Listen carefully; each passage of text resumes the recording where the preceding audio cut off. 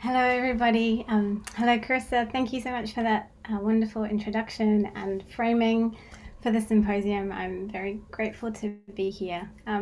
Before I begin, I just want to acknowledge that I'm Zooming to you today from the unceded territory of the Lenape Nation in Princeton.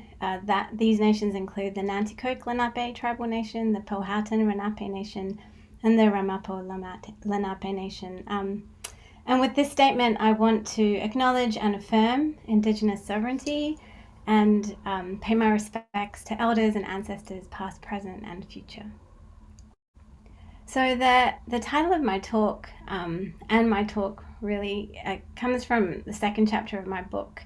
I look forward to your questions and comments towards the end of the symposium schedule. Right. Safely seated in one's parlour, one might encounter the world. Tables and chairs here were once sturdy forests. Delicate porcelain was formed from the sand and clay of distant lands. Food and beverages were grown in unimaginably lush climates, and of course textiles, those fabrics that held one's body in the most intimate of ways, and also held the physical impressions of people whose labour is so carefully disappeared from view here.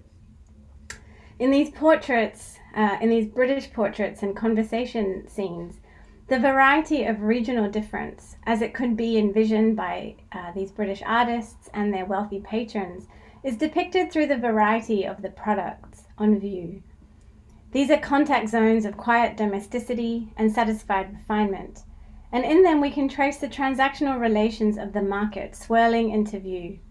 These paintings reinforce how an expanding market of goods in 18th century Britain could also materialize an expanding view of the globe, producing what we might call a nascent global imaginary that would also function as a justification for the colonial endeavour. As scenes that depict the transnational traffic in goods, both human and non-human, these painted interiors reflect what scholars Felix Krang and Sonia Ashmore have called the transnational spaces of things. Here we see where the local and the global collide, reminding us that even the most localized scene of British art, and in fact Britishness, is global in its production. Here, British taste, desire even, is reflected in the incorporation of objects through the conventions of painting, which become transformed into markers of both social and economic status. Here then we see how new circulations of commodities shape the domestic worlds of art and patronage, one form of market aesthetics. These are also transactional spaces, shaped by the relations of a market for people and things. Displaying their refinement through this display of luxury, the materials included in these paintings work to augment this relationship. Sheen, texture, pattern, and colour are embellishments that we can both read and we're also encouraged to experience. Silk is probably the textile of choice here, and perhaps also finely woven muslin, rather than cotton calico, which at this time was becoming increasingly accessible to lower class consumers. The textiles may also be imported, further reinforcing these sitters' status, despite the ban on imported textiles in 18th century Britain. But really, what my point here in this description is to emphasize how in these paintings are meant to be read, like the objects in the room. The textiles in these paintings are meant to be read, like the other objects in the room, and through their reading, they materialize something for viewers that the eye cannot immediately see. In this case, they are supposed to create a kind of transparent reflection of the whiteness on display that can augment and solidify the position of these sitters. The inclusion of these young black men reinforces many aspects of this scene. Their theatricality is drawn from earlier grand manner portraiture, where black attendants were symbols of exotic appeal and thus luxury and wealth. As symbols of the traffic in enslaved Africans, their exoticism is also heightened by the colors and the orientalizing style of clothing they wear. You'll notice the turban, the suggestion of flowing robes that John Brooks wears here, These were common features of this genre that reinforced these black figures' associations with the influx of exotic commodities into Britain. Finally, it's worth noting that while sumptuary laws in British colonies restricted the dress of enslaved Africans, here we are seeing young African men or young African descended men dressed in richly coloured fabrics. While these richly coloured fabrics might, when worn by a white body, reflect whiteness or reflect aspects of whiteness, here the textiles worn by the young black men do something else. They brand them. That is, this livery that they wear marks them as a form of property, so that they're offered as another commodity, another reflective surface through which whiteness is produced. Despite their marginality, however, I think it's important to remember and to notice how central these two young men are to the scene. They offer compositional as well as domestic support. And as such, they really materialize to me the intimate entanglements of the British metropole with its colonies, entanglements that are the subject of my talk today, that sustain colonial expansion and the desire for colonial products, bodies, and spaces.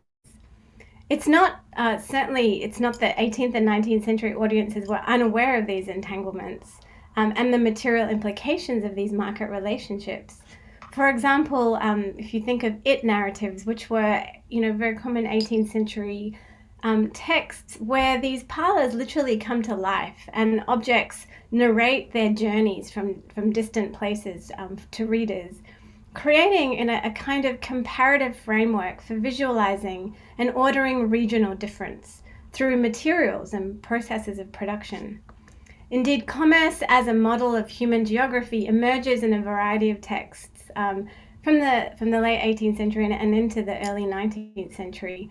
One writer, for example, in this work, The Enterprise of Industry and Art of Man, describes a parlor scene not dissimilar to the ones I've just shown you, except that all the objects come to life and describe their journeys. And he celebrates this by saying the great human family are knit together by commerce, diffusing and distributing the results of human labor and enabling the people of each clime to enjoy the luxuries of each other, end quote. So here, commerce in these sorts of texts visualizes that interconnected globe while also very carefully creating space, keeping geographies separate, as the parlor scenes do, between the hands that labored to produce the goods and the people who consumed them.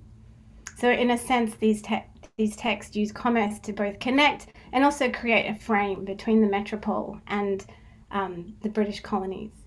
It was in particular textiles and cotton especially that became a really important metaphor for these kinds of connections.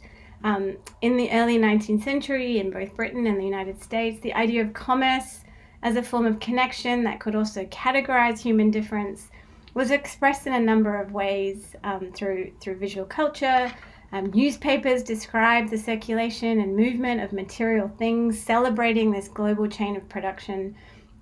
And in doing so, they directed viewers to a sort of phenomenological experience of a commodity's roots and geographies, through which the spaces between Britain and the world could be collapsed and yet held at a safe distance simultaneously.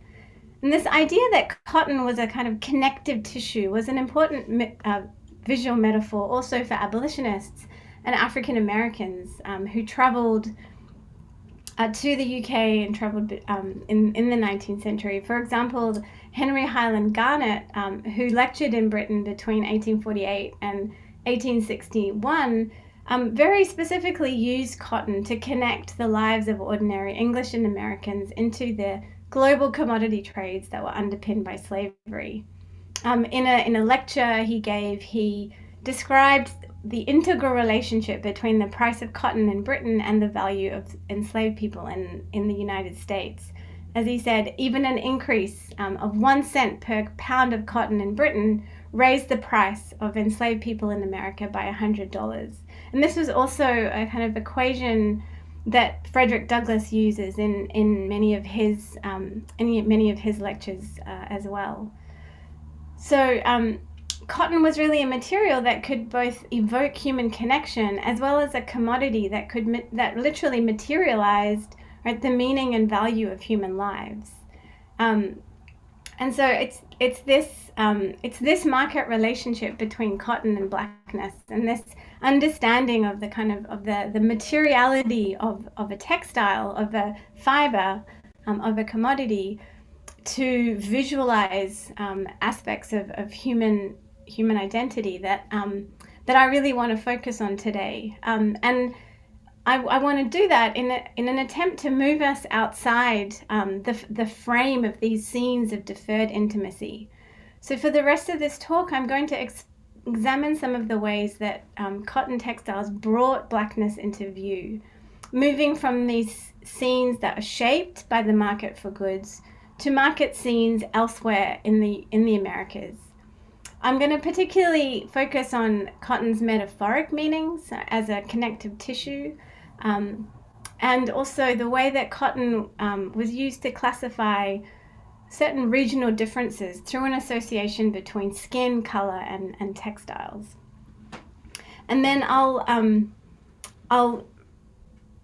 return towards the end of the talk to talking about how cotton was used to actually physically visualize and mark human lives. And then in my conclusion, I want to return to these portraits because of what they don't show.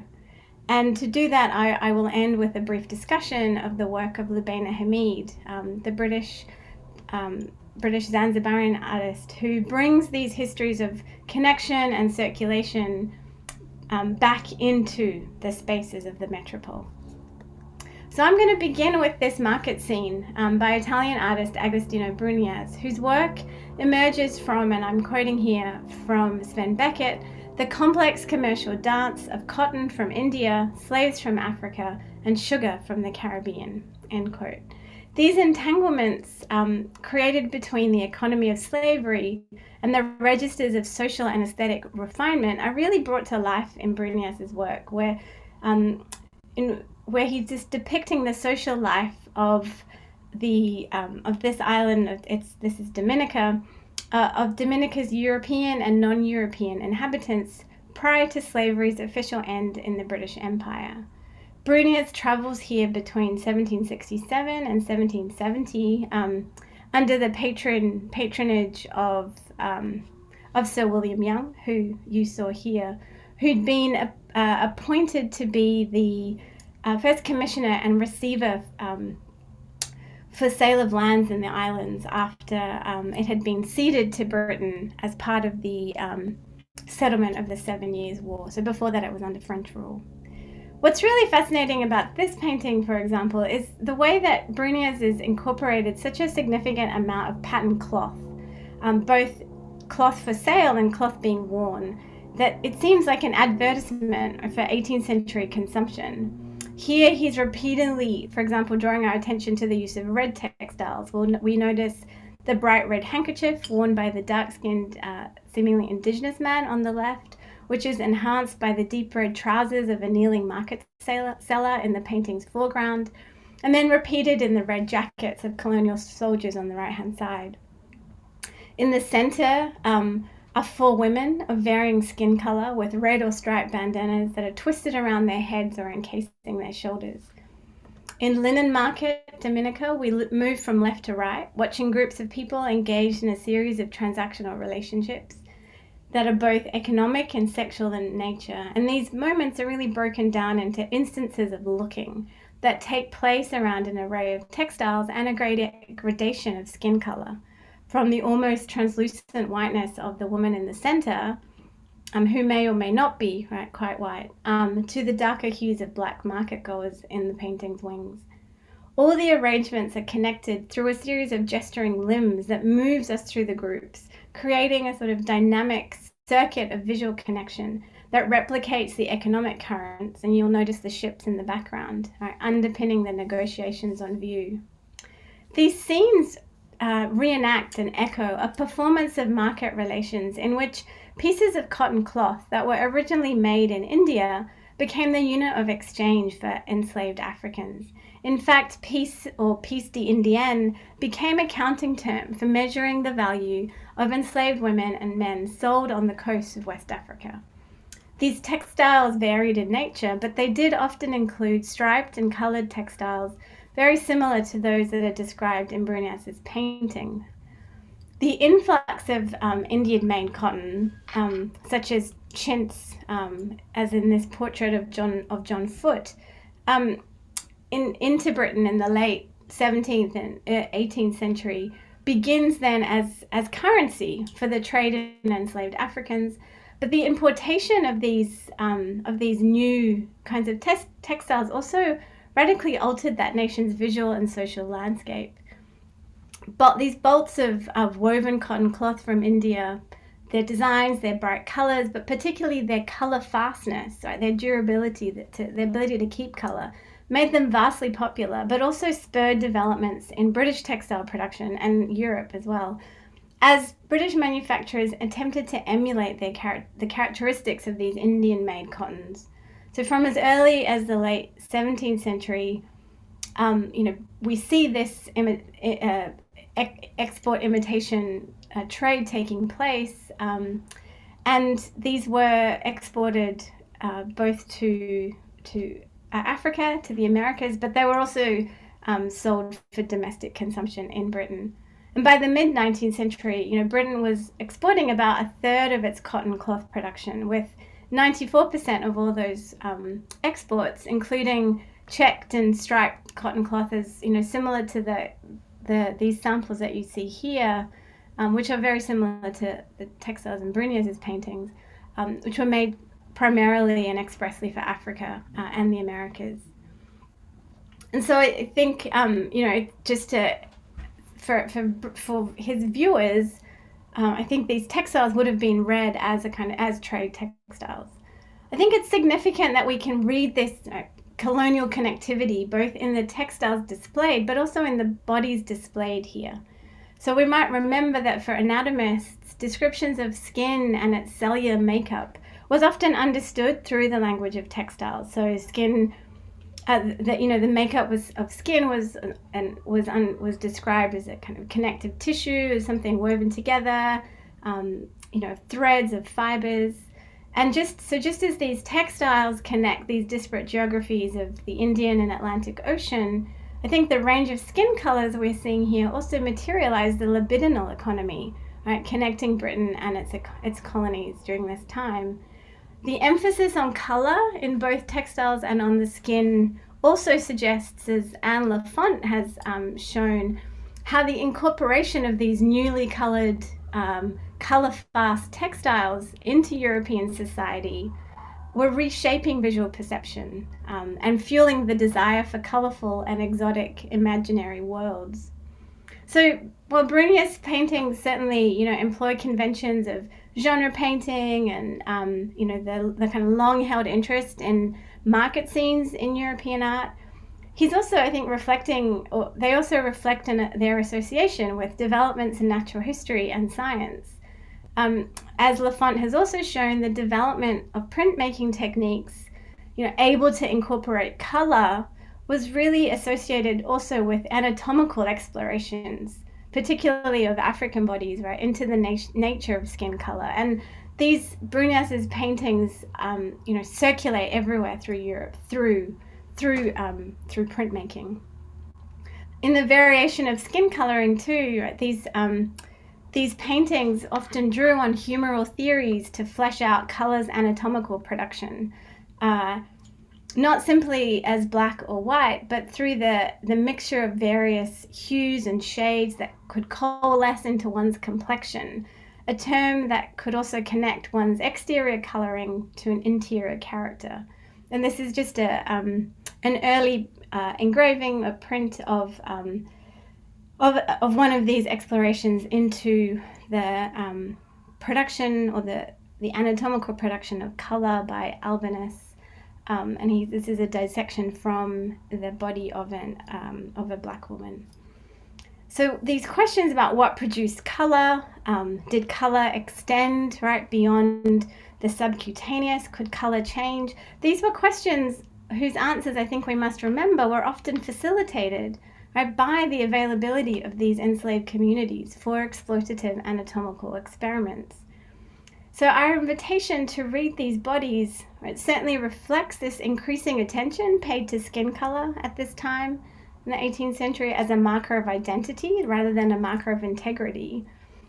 However, it's also useful to remember, as Sharon Block has shown through her reading of runaway slave advertisements, that in the Americas, these humoral theories about complexion and color as being, multiple kind of shades as opposed to necessarily just white and black, were often used to emphasize European visual variety, and a reflection of European bodies' inner passions and workings, but they did not always correlate to a reading of the mutability of African-descended bodies. Instead, scales of light to dark, along with other surface readings in these runaway slave advertisements, were more often commenting on African-descended people's variation from an imagined, right, racial standard.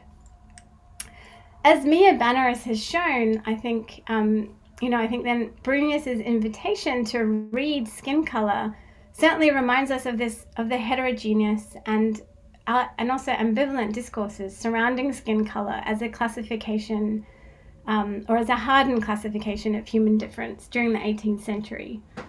While it was an important site of observation for anatomists and artists, it was not yet necessarily understood as an immutable category of naturalized racial difference. And so Brunius is careful to depict human variation in multiple ways, right, through adornment, through labor, all of which serve to reinforce the variety of this colonial Caribbean world, from human to non-human elements. Indeed, I think it's variety that Brunius wants us to notice, right? The admixtures created in a colonial Caribbean society, reinforcing, as Banaras has argued, at the mutability of classificatory systems of difference developing in the British Empire. So textiles might function here as both another surface through which meanings about identity couldn't be read, and also as a way to mask or at least camouflage, right, who is whom. They also heighten the scene's picturesque appeal, and consequently, I think, heighten the appeal of these variously shaded bodies. In other words, while these textiles might be included to help us read and make our own sort of sense of the different people on view, they're also, and reinforce their kind of picturesque appeal. They also, I think, in this relationship and in this form of visual perception that they're inviting us to take on, they're also recalling this other set of market relations that I described earlier, in which textiles like this were used not just to read, but to also measure and materialize the value of enslaved Africans. So while in Brunius's paintings, these textiles might embellish and aestheticize these black and brownish figures, in markets on the coast of West Africa, these textiles transform black lives into chattel. And in that sense, to me, Brunius's paintings, and what I sort of look at in my second chapter, is how Brunius's paintings really recall circulating trade descriptions of West African consumers' tastes, in which we begin to read from the 18th century early associations being made between color, skin, and textiles. Specific types of textiles were better for the buying and selling of enslaved Africans because these textiles, these British imitation of Indian textiles, were better suited to the tastes of West African consumers. And so these understandings of taste, of pattern design, and textiles would really solidify into later frameworks for mapping human difference through skin color in the UK. And we start to read this kind of understanding of taste and regional difference in samples like this, for example, where we see this is a sample, a pattern book with textiles that were made in Manchester, shipped to Brazil, and then from there they would have gone on to West Africa. We see the description, that enclose the patterns of stripes, which would be a good style for the coast of Africa. So, these associations converged really in the 19th century with a growing body of literature about racial difference in cultural production that used principles of design and pattern to map racial and geographical difference. And this is really exemplified in texts like Owen Jones's The Grammar of Ornament. And across the Atlantic, this idea that Black African consumers had a taste for bright, or in the words of writers, gaudy colors and bold stripes was increasingly well circulated in design manuals and sample books and trade reports. And so just as an example, this is a description of textiles that were made in Manchester, and you can see, right, the Negro and Indian taste for color is too well known to need much comment, etc., etc. So you can see how these kinds of colors patterns are being now associated with skin color and with geography. And indeed, many cotton factories employed local agents who would collect locally produced patterns in West Africa. They were sent back to Manchester and they were copied there by factory artists and used and exported back. And textile factories, house these vast libraries of patterns. And we see an example of that when Henry Adams visits one such repository in Manchester. And he describes going to one of these libraries and seeing these volumes of textiles, which he says furnished a volume of human nature. So I think these aesthetic discourses really do also help explain why cloth that is then used on the slave market in the United States might have looked so different to the kinds of cloth and which was often called Negro Cloth on the plantation. So this is an example of Negro Cloth, which was made in Rhode Island and in Lowell in Massachusetts, and sent back to the plantations to clothe enslaved people. And this is an example of the kinds of cloth that were used on the slave market to dress enslaved people. These kinds of clothing that were called fancy cloth were really supposed to draw attention, and I think you see that in Lefebvre Cranston's painting.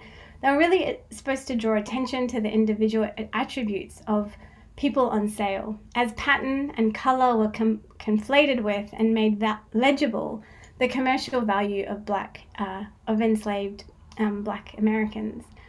In the slave market, fancy cloth was used to heighten the appeal of enslaved people, to literally market them, and sometimes to cover up, right, what traders might not want to be seen. Planters' assessments of slaves at auction was an assessment of their potential to produce profit, a profit often marked in cotton, pounds of cotton. They looked for physical attributes in the people they bought and sold that would indicate this.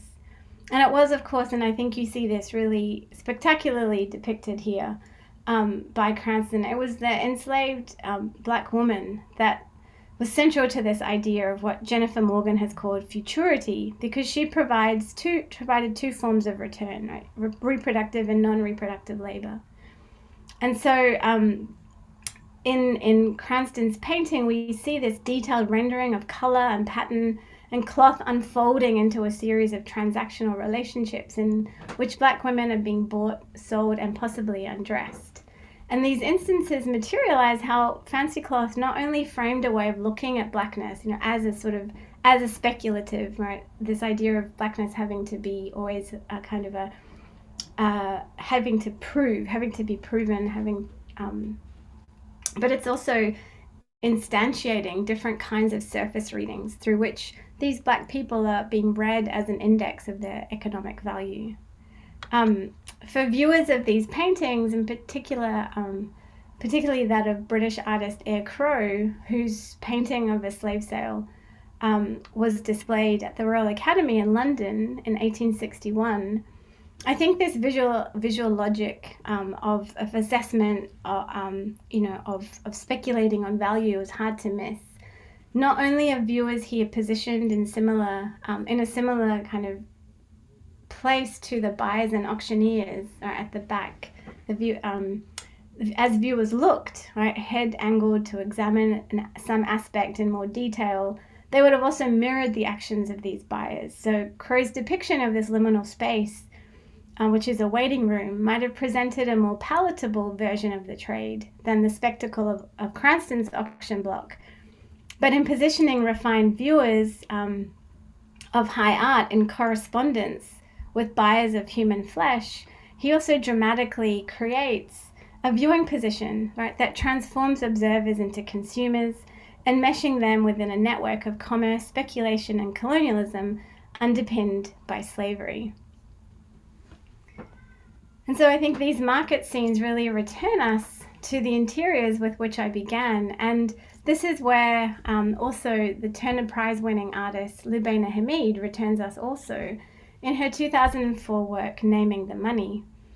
In this work, Hameed created 100 life-size cutout figures dressed in colorful patterned garments, and they're shown, as you can see here, representing a range of activities.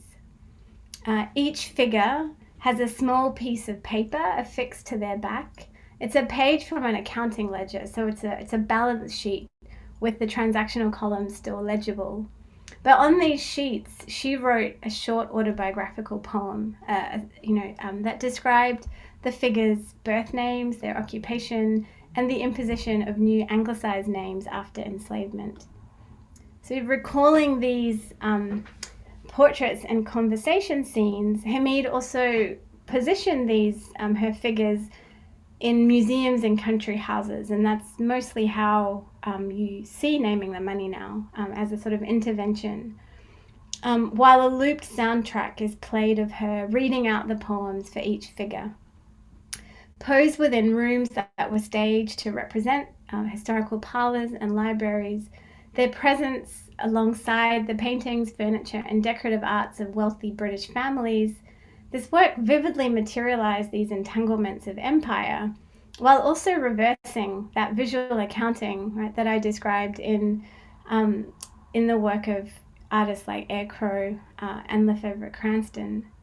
Each label on the figure's back, right, describes a moment in which enslaved men and women reclaimed their labor, not as expressions of their potential, but as expressions of their individual identity. And on some level, I think these poems, and I'm sorry I couldn't find an image of the poem itself, but on some level, I think these poems also recall advertisements for self-emancipated Black women, men, and children who used cloth, to fabricate, to camouflage or mask their legibility, reminding us, and I think this is really what Lubaina's work does, is remind us, right, how Blackness could never wholly be constituted by these colonial market relations on the continent or in the Americas, but was constructed, lived, expressed, and fabricated always beyond these limits. Thank you.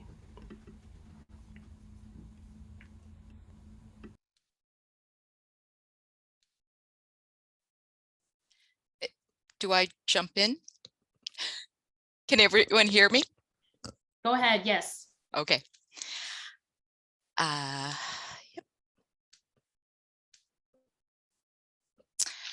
I would like to express my thanks to Professor Terranova for organizing the symposium and the Ackerman Center and the O'Donnell Institute of Art History for this event. Like Anna, I too am zooming from unceded Lenape land, but the settler state where I live, Pennsylvania, unlike New Jersey, does not recognize any indigenous nations. Perhaps because of the founding myth of Pennsylvania as founded on peaceable dispossession, refuses to be dislodged. I'm here today to talk about an exhibit on race from the 1930s. This exhibit, The Races of Mankind, which opened in the Chicago Field Museum of Natural History on June 6, 1933, was new and noteworthy for several reasons. What made The Races of Mankind remarkable in 1933 as it would be even today, was its scale and medium, as well as its maker. Comprised of 104 life-size bronze sculptures, The Races of Mankind was the work of a single artist, Malvina Hoffman.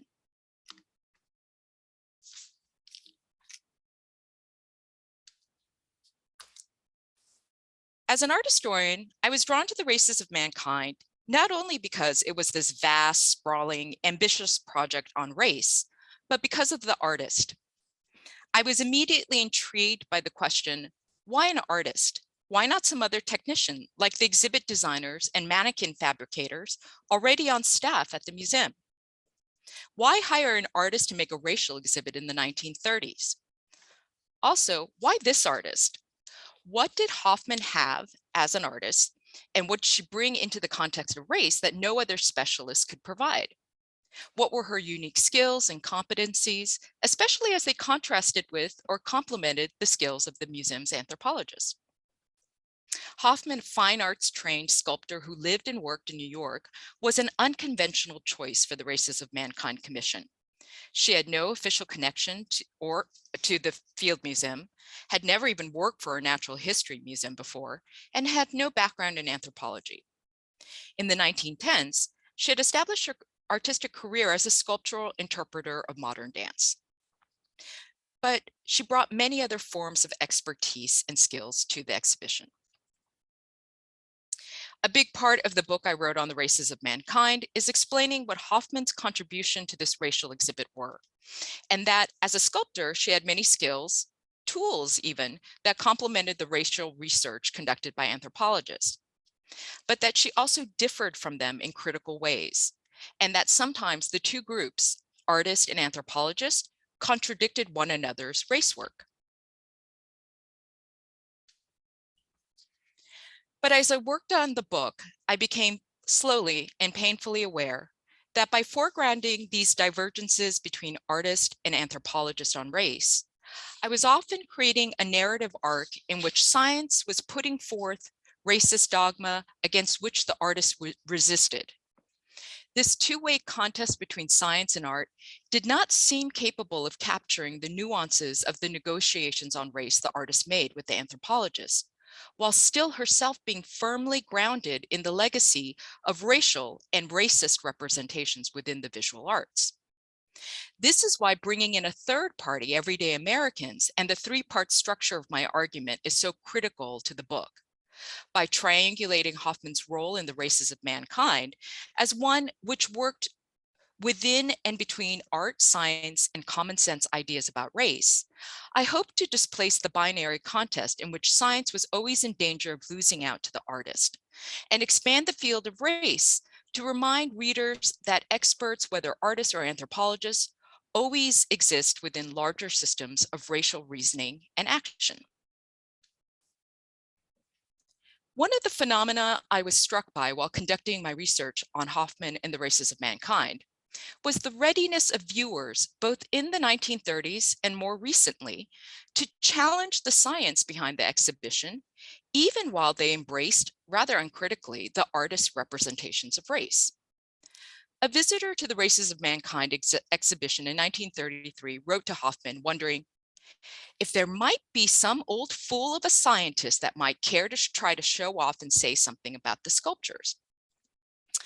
Another visitor to the 2016 reinstallation of the Races of Mankind sculptures at the Field, prompted by the museum's wall text, stated, "Oh, that was the science at the time, but the artist wasn't racist." Just the other day, I was scrolling through the Brooklyn Museum's collection website and came across an entry for Hoffman, which stated, "Interestingly, Hoffman herself did not believe in the racial stereotypes she was paid to depict." These various comments began to shape a question in my mind. Why does the public trust art more than it does science? In other words, why does the public push back on the truth claims of scientists more readily than they do those of artists? In my book, Race Experts, I explore several different factors that contribute to the largely congenial public perception of Hoffman's role vis-a-vis science in the 1930s and the recent reinstallation of the sculptures. For example, I argued that in contrast to the anthropologists and race scientists of the day, Hoffman mobilized the rhetoric and performance of embodiment and intimacy, both physical and psychological, as the hallmarks of her art. She did this principally by shifting the public understanding of her sculptures from anthropological types to portraits. Portraiture allowed viewers to imagine the races of mankind as the result of direct contact between individuals, artist and model, as well as the unique personal vision of the artist. Dismissing the statistical abstraction of her scientist counterparts, Hoffman stated, "In all modesty, I think that it's a tremendous advantage to have done a really individual interpretation of a person." And as I show in the book, the public was largely receptive to the artist's interventions in this racial exhibit. But considering this question about the different perceptions of art and science now, in light of the present struggle over the coronavirus vaccine and public health protocols, has sharpened my appreciation of the ways in which the public receives the social goods of science versus art. Two of the principal factors that come into play in how the public looks upon these fields has to do, I think, with the relative situatedness of scientists versus artists and the different kinds of knowledge claims they make. Scientists claim to speak from a place of objectivity. Their research findings having undergone rigorous experimentation and peer review, they claim to know the world through impersonal and neutral processes.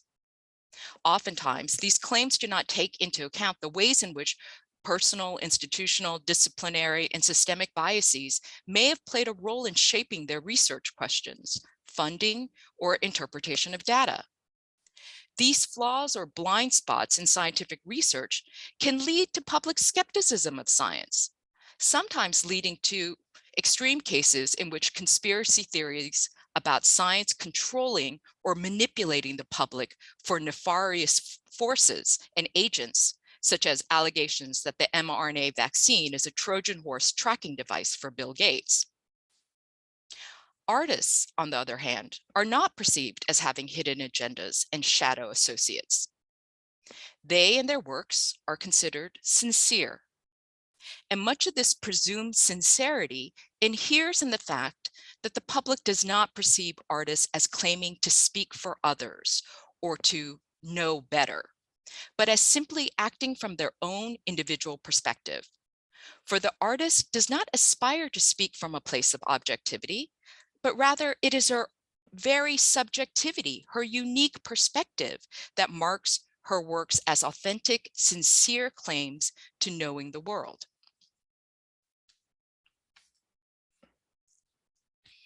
Perhaps another component of the public perception of the artist as a credible knowledge worker has to do with the fact that artists are not embedded in institutions the way scientists are.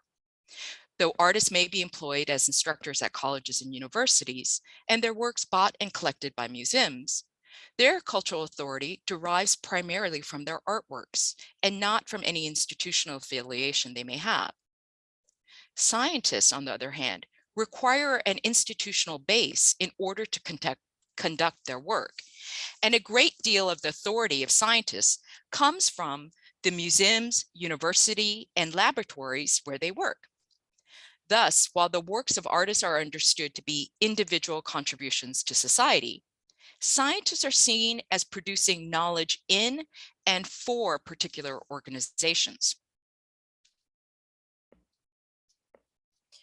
In the responses of viewers to the races of mankind, it also becomes clear that the sincerity of the artist inhered in the perceived realism of her sculptures.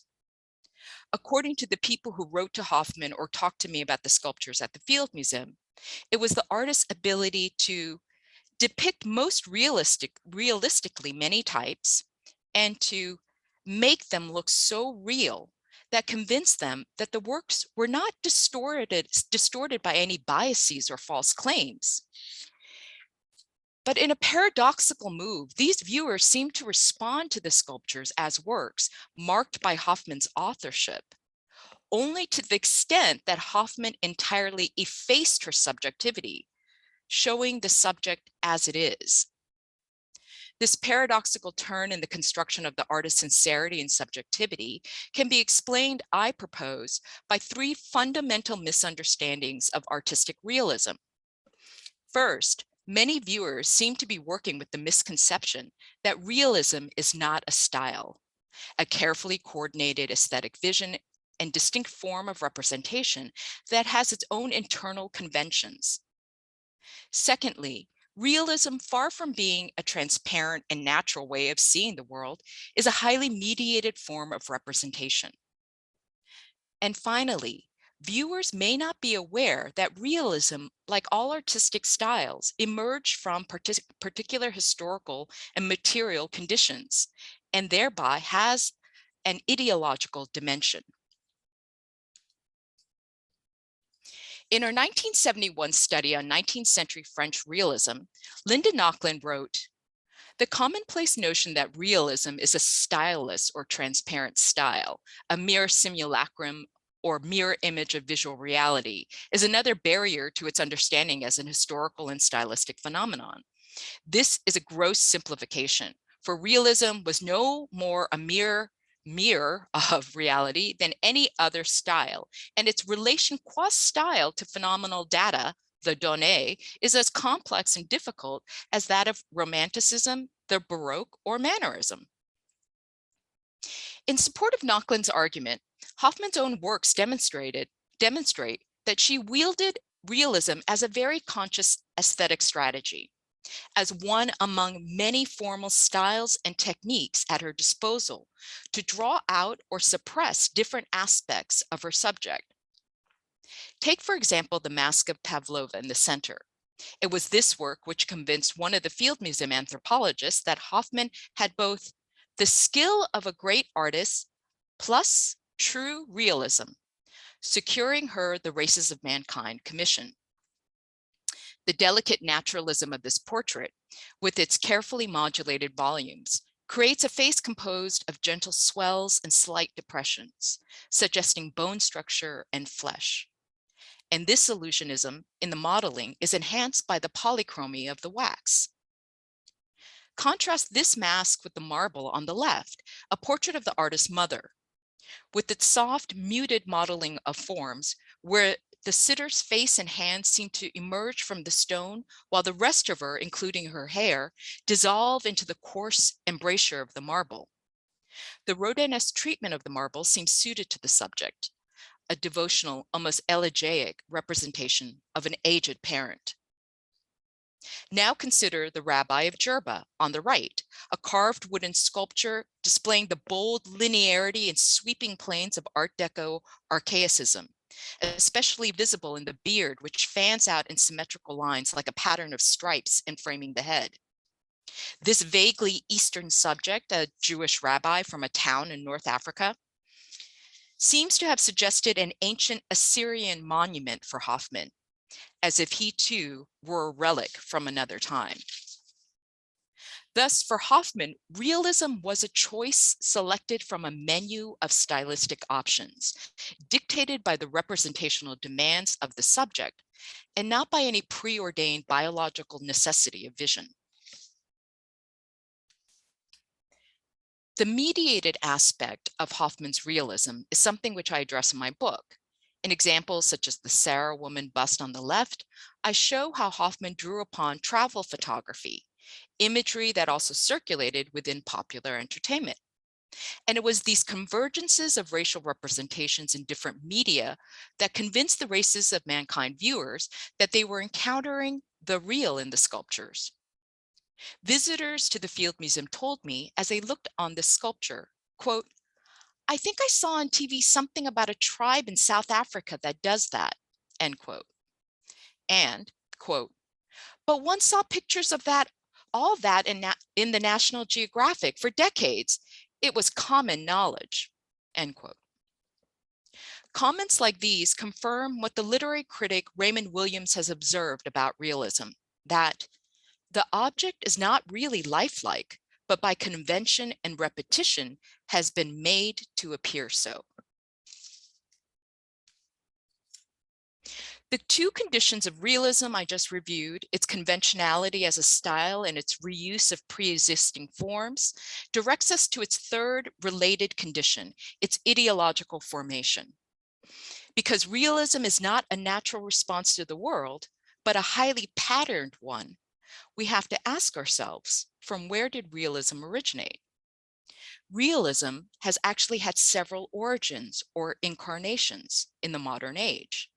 In the mid-19th century in France, realism was born out of the political revolutions that rocked Western Europe, reaching their climax in 1848, when in countries like France, the bourgeoisie split from their erstwhile working class allies, siding with the state and capitalist repression.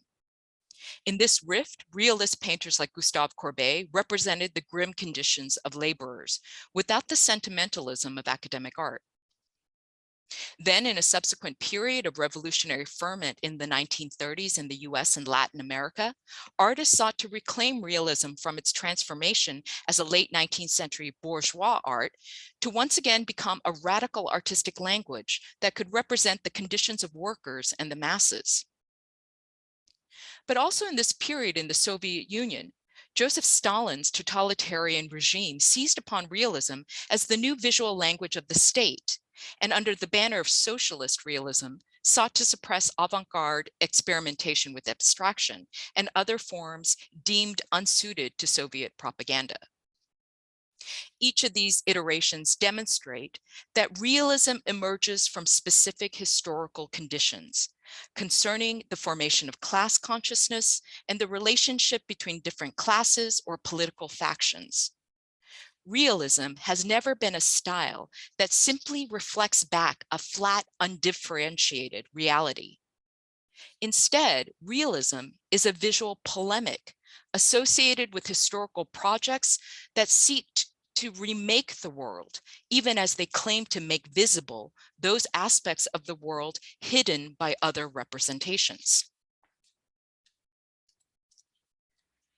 Despite these historical and material anchor points of realism, many viewers of the races of mankind, both in the 1930s and today, continue to perceive the sculpture's realism as a transparent universal representation.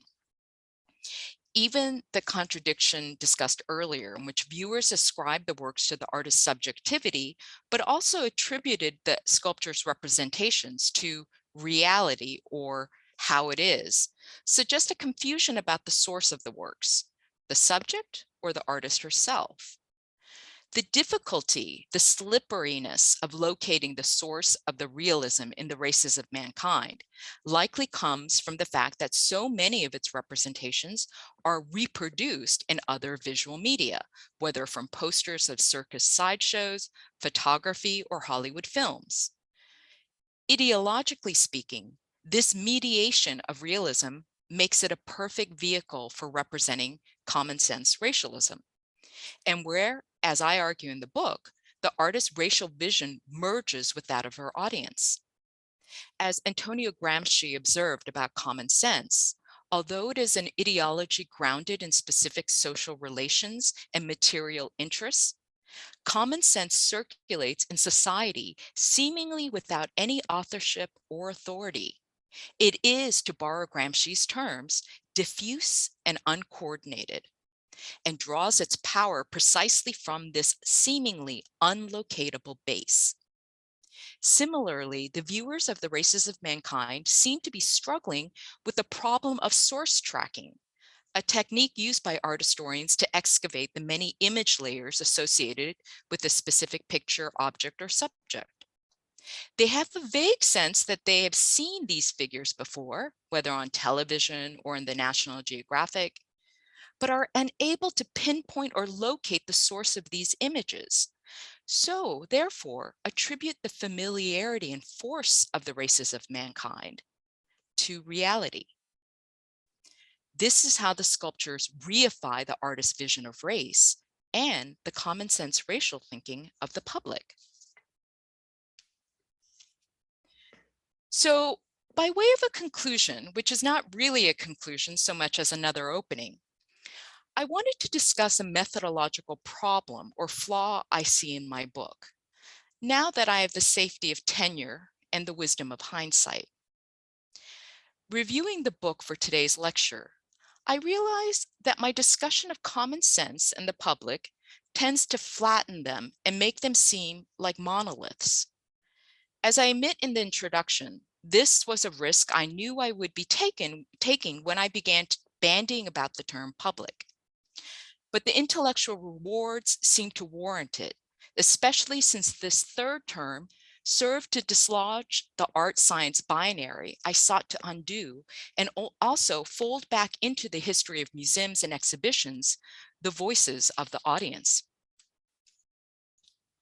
And although in the fifth and final chapter of my book, where I discuss the models for these two sculptures, I present a more textured, differentiated, and localized account of common sense racialism, I believe I erred on the whole by presenting a totalizing worldview in American common sense race thinking, both in the past and the present.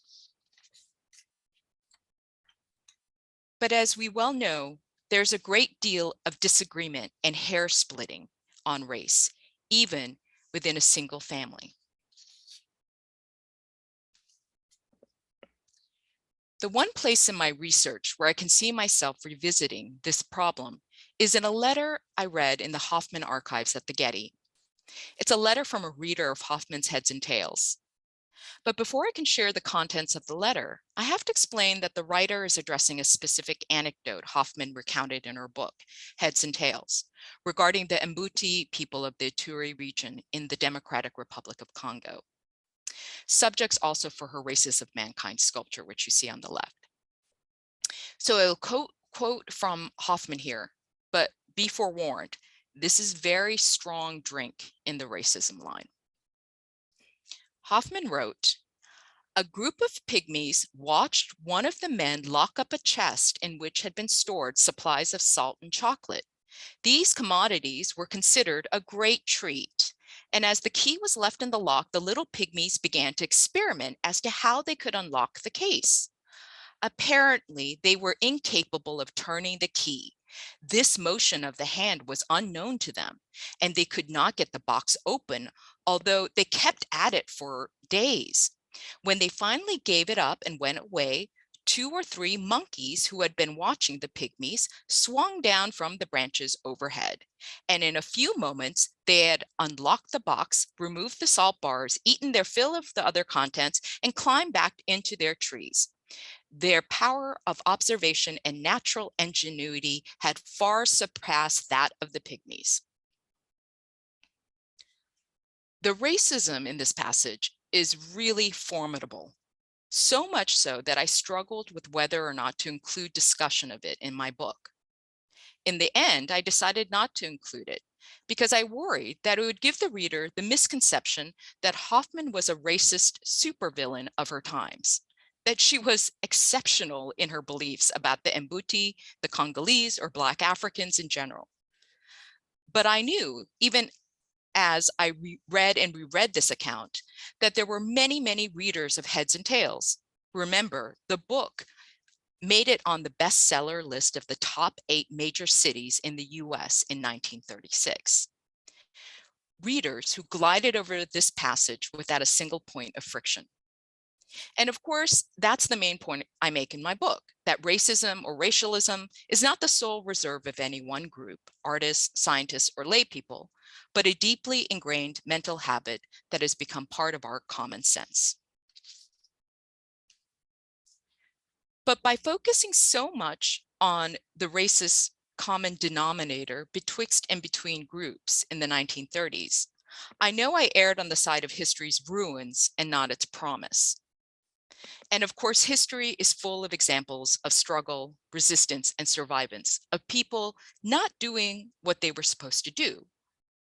And so when I came across this letter in the Getty archives, I was reminded that, yes, people sometimes challenge common sense ideas about race. They question the données or givens of their moment. And the past is a much more crowded place than I could have even imagined. So let me end with the words of the letter writer, a certain Lillian Tier from Great Neck, New York. With pleasure and such profit as my limited capabilities are good for, I have been reading your book, Heads and Tails.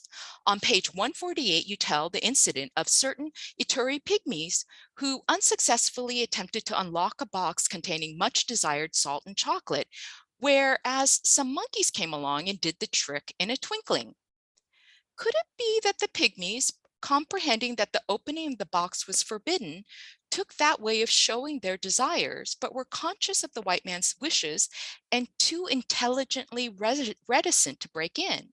That the monkeys, on the other hand, not having that reticence of superior mentality and finer feeling, but sufficient power of observation and natural ingenuity, made quick work of breaking in and stealing? Thank you for your book.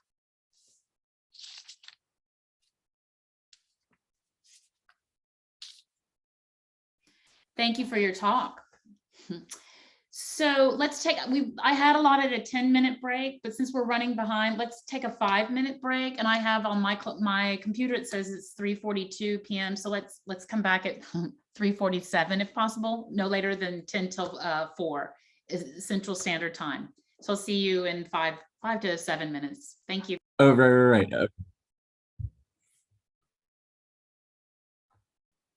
Okay, great. So I am going to screen share. Tamara Pertamina is a transgender artist who lives in a sprawling Southeast Asian city, and she hopes to decolonize the science of genetic engineering.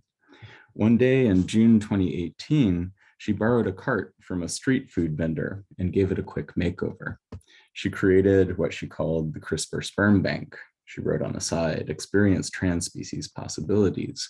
The talk I'm giving today is part of a broader book project that came out in 2020 about CRISPR, this gene editing or genetic engineering tool that emerged as the hope and the hype about genomic medicine was starting to come into contact with reality. You know, for more than 20 years, we'd been hearing about the promise of genetic medicine, but when I started this work in 2015, not much had materialized.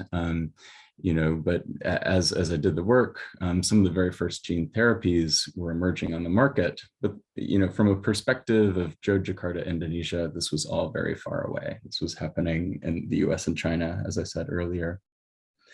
So this food cart was a makeshift wooden contraption that balanced on bicycle wheels, and it's a common sight in places like Yogyakarta. It's used to sell food and other things. And this is a city that has vibrant night markets as well as a cutting-edge international art scene. Tamara was again dreaming about how biotechnology innovations in China and the United States would have a reverberating impact, not only in Indonesia, but in other parts of the world. As she pushed her makeshift sperm bank through the streets with some of her transgender friends, most passerby were startled and amused. The project was a surprise installation on the sidelines of Art Jog 2018, an international festival. There were some catcalls from young Indonesian boys on motorbikes saying, "I want to buy some." It suggested they didn't really understand the English language sign. The boys seemed to think that Tamara and the other collaborators were sex workers rather than performance artists. The cart actually held supplies not for CRISPR, but for cendol, a sweet dessert consisting of ice with coconut milk, palm sugar syrup, and a variety of toppings, diced jackfruit, green mung beans, and these are small wormy shapes made of jelly. They just borrowed the cart from a vendor for the afternoon for a small fee. After Tamara parked the cart at Art Jog, some of her friends spied the coconut milk in an unlabeled bottle and thought it was semen. The project was startling in part because even normal sperm banks are outlawed in Indonesia. Tamara did not actually genetically modify any human sperm. Instead, she used the CRISPR sperm bank as a conversation piece to generate dialogue about possible futures for humanity. Among other pressing questions, she wanted to know, if parents have the option to choose the skin color of their children, will the future have a place for brown and black babies? Papaya and banyan trees sprout up from a maze of 10 and tiled roofs around the bed and breakfast where Tamara Pertamina works and lives. I wake up as the mid-morning call to prayer sounds from a nearby mosque. The neighbor's rooster crows. Dangdut pop music plays on a nearby radio. Over breakfast, I asked Tamara about her 2017 YouTube video, Project Tamara, which brought attention to the ways that ideals about beauty are connected to race. As a brown-skinned person, she wanted to stir up a small controversy about how people in Asia routinely play with race. And before I go much further, I should say that Tamara's name is funny to any Indonesian. Tamara Pertamina is the state oil company. So it basically does petroleum exploration and refining. And yeah, Tamara is an environmentalist. She's done performances about illegal logging and other things, but in taking this name, she wanted to, imagine that her work would be used by a multitude, that it was hot, that it was explosive. And in this particular video piece, I'm going to show you, and I'm just going to let it play in the background. She's playing with dominant ideas about race. Let's see if it'll work.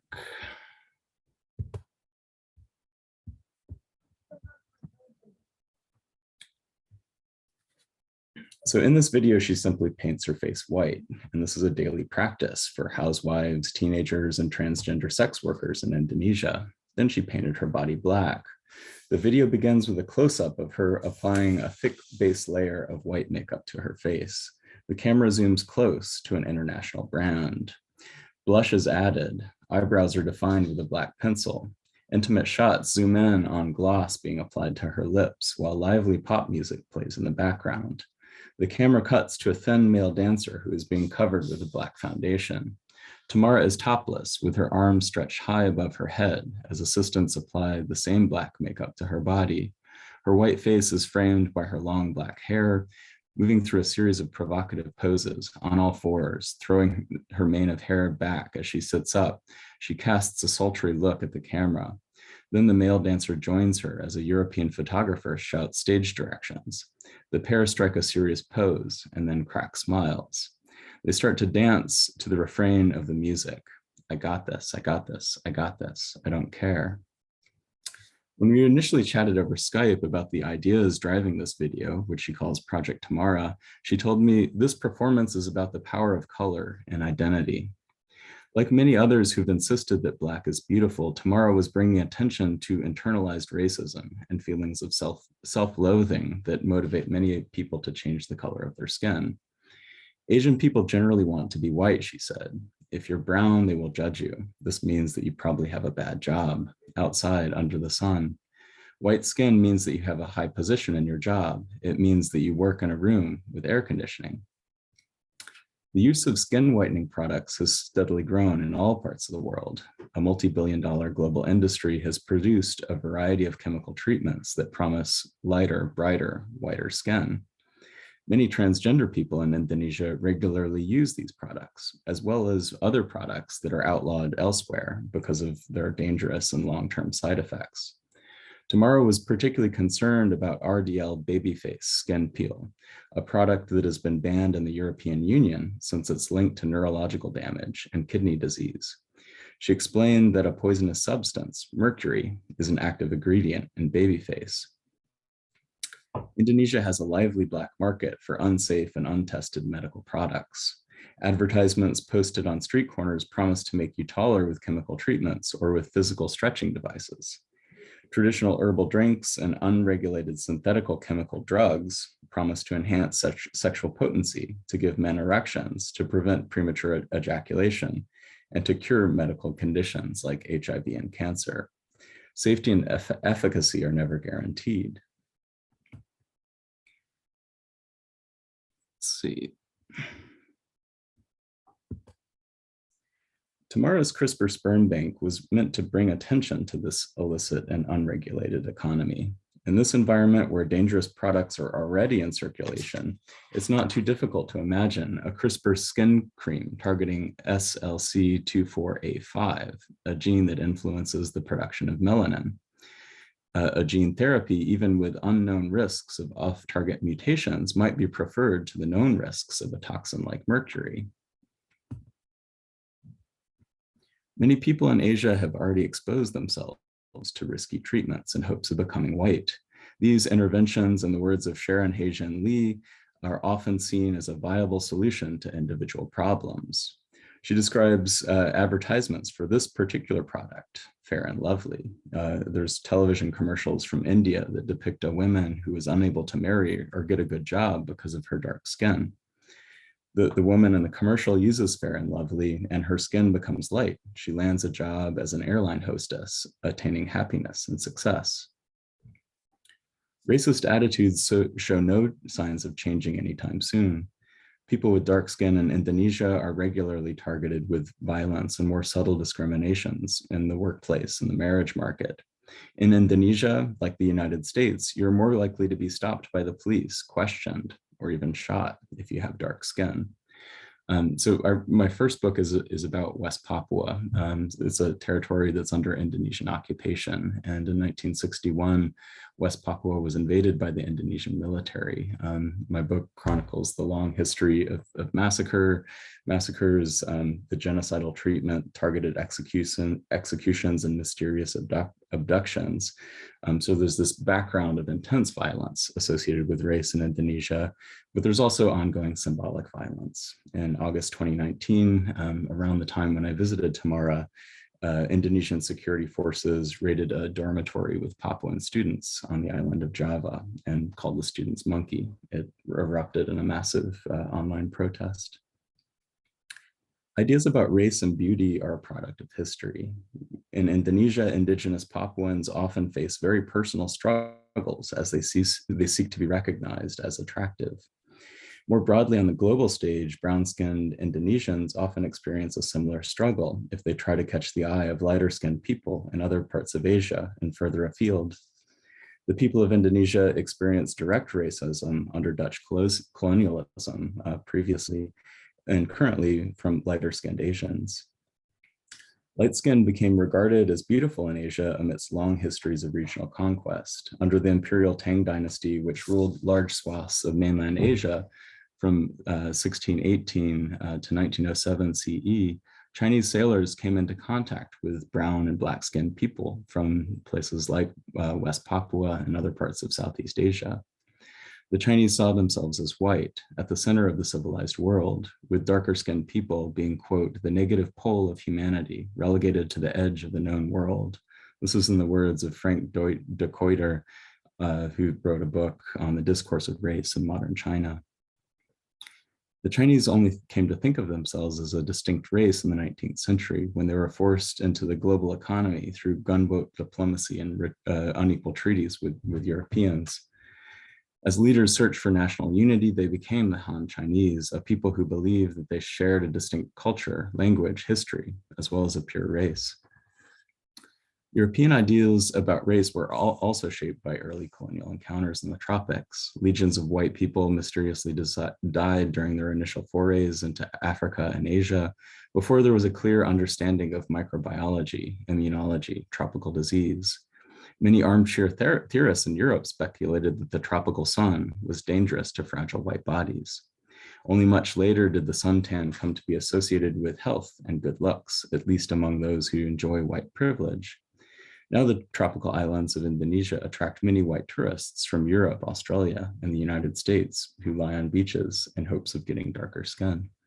And I'd also like to point to the work of Dredge Kang, not in Indonesian context, but in a Thai context, looking at ways that perceptions of white tourists about their own attractiveness really don't account for the complexities of how race and beauty are at play in Thailand.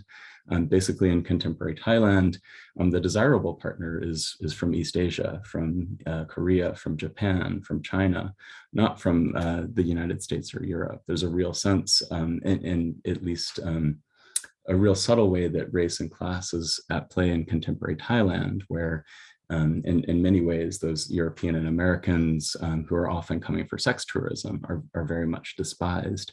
There's a particularity to how that works in Thailand, which is a little bit different from Indonesia. But for Tamara, she sees an interesting irony. Even as elite white travelers aspire to darken their skin, many Black and brown people aspire to have lighter skin. She also, it was the Trump era when I visited, was interested in the ways that one of the most powerful people in the world, an occupant of the White House, was very sensitive about the color of his skin. She was interested in the New York Times reporting that Donald Trump's orange glow was apparently good genes, at least that's what he claims, and his press officer claimed.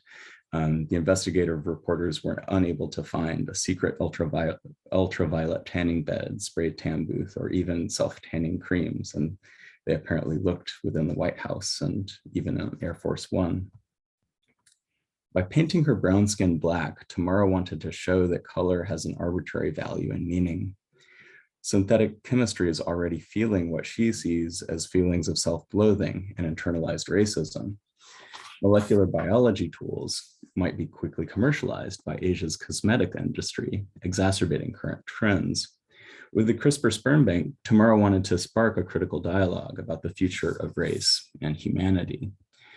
So among many other targets she asked people about and using this, she basically used the CRISPR sperm bank as kind of a para-ethnographic project. She was interested in having conversations with people in the streets of Jakarta, and then she also brought it to international conferences. This is a voting exercise that was conducted in Copenhagen at the conference for SLSA, Society for Literature, Science, and the Arts. She asked people to vote on what genes that she should modify in this sperm bank. There's some genes that you can knock out with CRISPR, like myostatin, that would produce a child with massive muscles. And this has been demonstrated with animal models. There's been children who are born without genetic engineering that have this. There's other things like tetrachromacy, the ability to see millions of colors that many people were interested in. HERC2 is a gene that's relatively easy to manipulate in the sense that it's just a single base pair, an A to a T, that is related to blue eyes or not blue eyes. But interestingly, Tamara and the people who voted on this particular instantiation of the sperm bank were really interested in a gene called CCR5. There's a mutation that happens to this gene that is already present in the population called Delta 32 that gives people HIV resistance. So the idea, and she was doing this in early 2017, I guess, 2017, 2018, before this was actually done on the international stage, which I'll get to in a minute. So papers like this were taken by Tamara and some of her collaborators from biohacking circles to imagine ways that this near future might arrive. And the piece became a conversation starter not only for members of the public broadly defined, but in particular with a group of biohackers. There was a group called Ascendance Biomedical. The late CEO, Aaron Trawick, told me that they were thinking about targeting this gene for turning eyes blue, HERC2. One of the other biohackers, a white man who operates a biohacking studio outside of a plywood shack in rural Mississippi, told me that he could probably alter some of the genes associated with race. He suggested that racial categories could disappear with the right kind of human engineering. He said, "I think if skin color became trivially changeable, it would stop being seen as identity and become fashion," he said. That would do a lot to shake the foundations of racism, in my opinion. So they did not include the blue eye gene when they took their company public. When Ascendance Biomedical launched a website, it wasn't included on the menu of options of things that you might want to alter about yourself. There was some internal discussion within the hacker collective on a spreadsheet that I was given access to that suggested that they should shy away from the blue eye gene for technical reasons and also public anxiety. But when I talked to the CEO before he passed away, he said that one of the reasons why they didn't offer this treatment is that it was invasive and that it, quote, required an eyeball injection.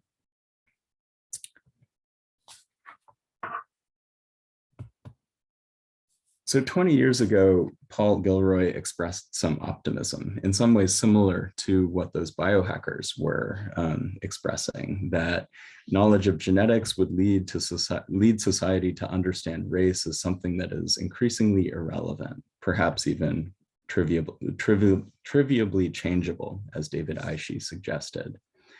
These claims appeared in his book Against Race, which came out in the year 2000 amidst optimism with this unveiling of the human genome that we heard about earlier and the coming excitement of the new millennium.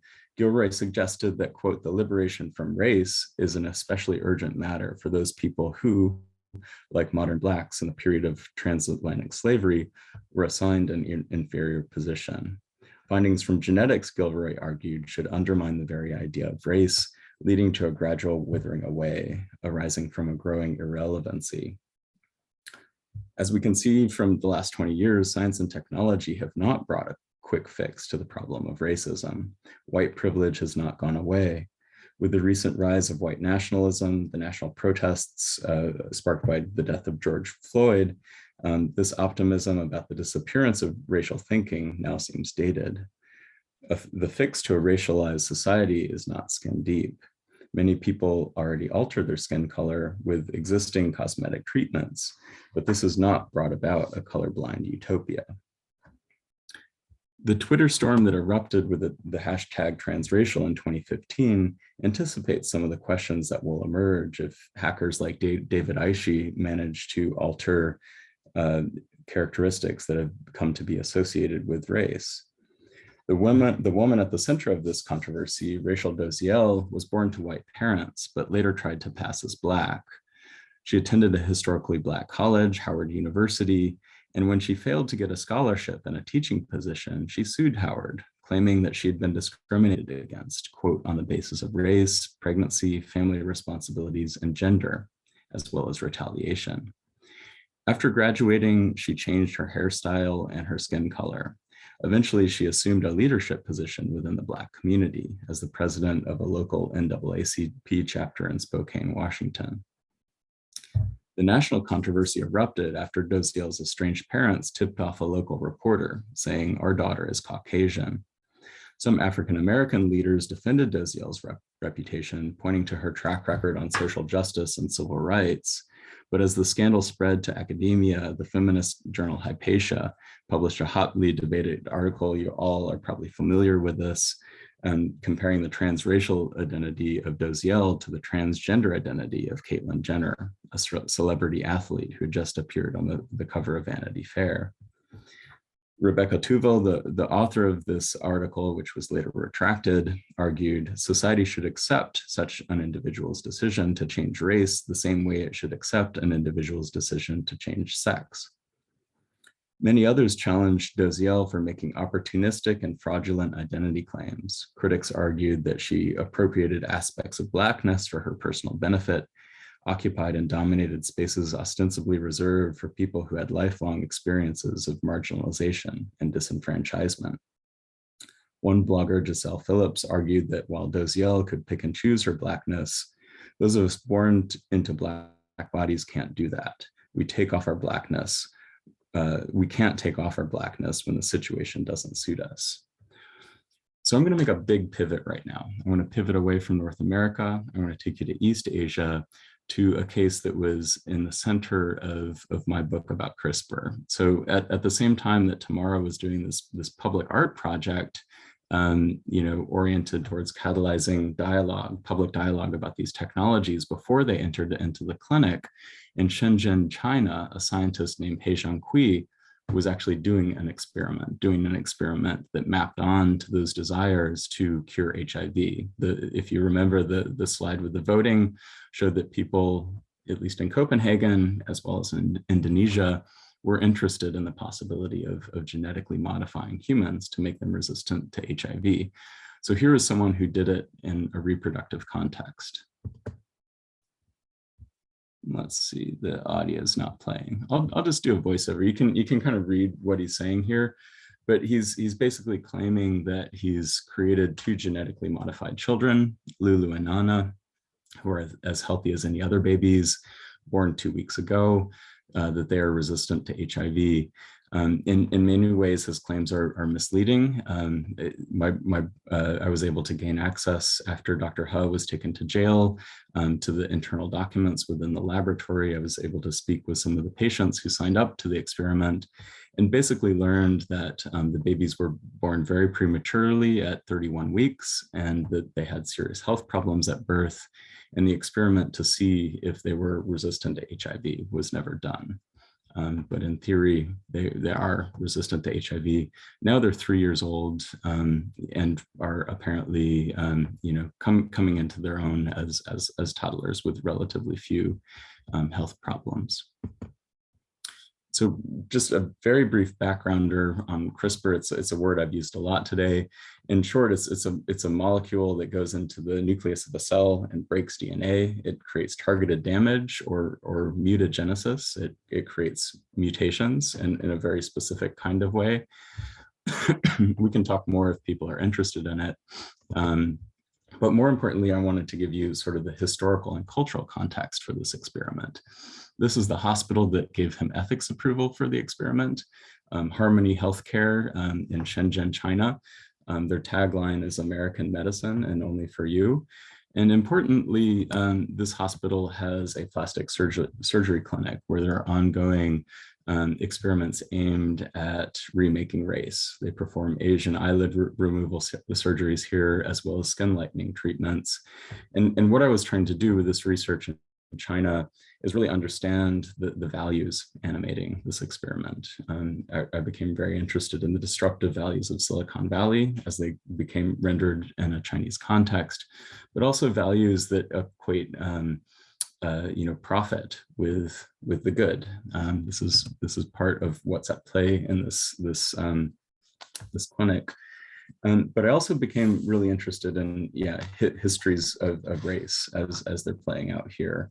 Thinking again with He-Jin Lee's work about the history of colonial imaginaries as they entered South Korea with the Korean War, as departing US doctors gave eyelid surgeries to their translators and collaborators in this act of generosity, but also the really complicated ways that skin lightening and eyelid removal surgeries play a role in shaping class and beauty in contemporary East Asia. In working towards a conclusion here, I'd like to bring us back to Southeast Asia and back to Tamara Pertamina. I'm just going to show another one of her performances in the background where she simply dressed up in public. She just set up a table and slowly did her routine that she does every day. And use Tamara as a way of thinking through the politics of choice. So choice has become central to the progressive political discourse on sexuality, gender, and ability. The right to choose, a woman's right to an abortion, is perhaps a central tenet to feminism, at least in the United States, something that's become increasingly under fire lately. But choices are unevenly distributed. Women without health insurance who have lack of access to a willing doctor can't always exercise this right to have an abortion. If we enter a new era of elective race where individuals and parents are able to make new choices in DNA editing clinics, this could further entrench existing inequality.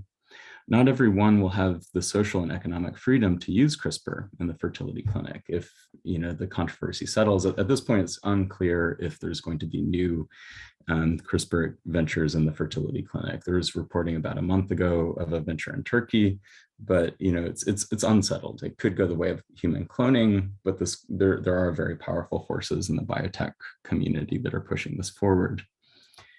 Genetic engineering could have profound eugenic consequences if people start to modify the genes that have been given racial significance, or new choices could substantially disturb ideals about beauty and social belonging. Existing fertility clinics are already offering parents the opportunity to choose the race of their future children. And this is with donor sperm, at least in some jurisdictions. I think Karis Thompson, in a piece that she contributed to an edited collection by Alondra Nelson, kind of really nails the way that dreams about beauty, or ideals about beauty or reproductive futurity aren't homogenous. They're very diverse and interesting. So Karis interviewed American couples seeking egg and sperm donors who did not match their own skin tone. One white woman said, "I've always hated how pale my skin is. I'd love if my egg donor had skin that was more tan than mine." Other couples have sought donors who had lighter, high status skin tones. Many repeated a common stereotype, quote, that mixed race children are beautiful, but expressed anxiety about having a child that was too beautiful or too different in skin tone to plausibly be their own. Choices about reproductive health and personal appearance are profoundly shaped by global inequities. Many mothers in Indonesia do not have basic access to prenatal exams with ultrasounds, much less the advanced reproductive medicine that would enable them to pick and choose the racial characteristics of sperm or egg donors. 23 out of every 1,000 babies born in Indonesia die before they turn 1 year old, putting Indonesia 71st on the list of countries with high infant mortality rates.